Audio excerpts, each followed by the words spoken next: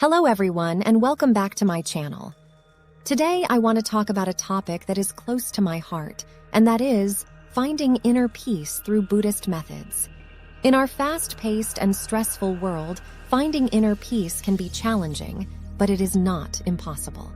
So without further ado, let's dive into how to find inner peace using Buddhist methods. Understanding the concept of inner peace.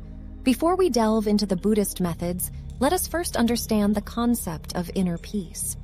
Inner peace is a state of being where our mind is calm and serene, and we are free from anxiety, fear, and stress.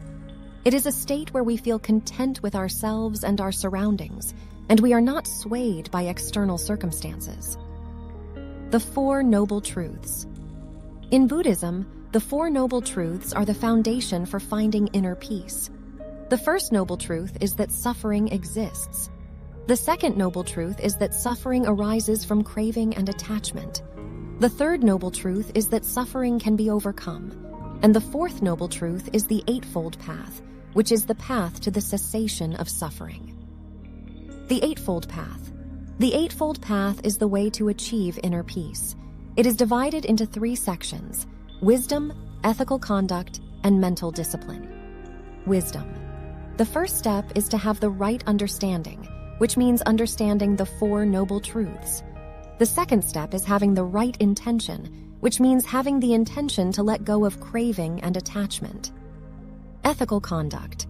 The third step is to have the right speech, which means speaking truthfully, kindly, and beneficially. The fourth step is to have the right action, which means acting in a way that is compassionate and helpful to others. The fifth step is to have the right livelihood, which means making a living in a way that does not harm others.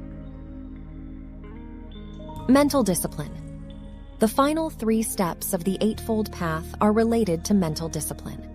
The sixth step is to have the right effort, which means making an effort to cultivate positive states of mind and to let go of negative ones. The seventh step is to have the right mindfulness, which means being mindful of our thoughts, feelings, and sensations in the present moment.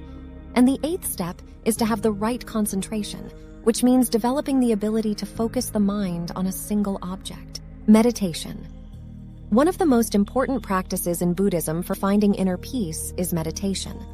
Meditation helps us to focus our mind, develop mindfulness, and cultivate positive states of mind.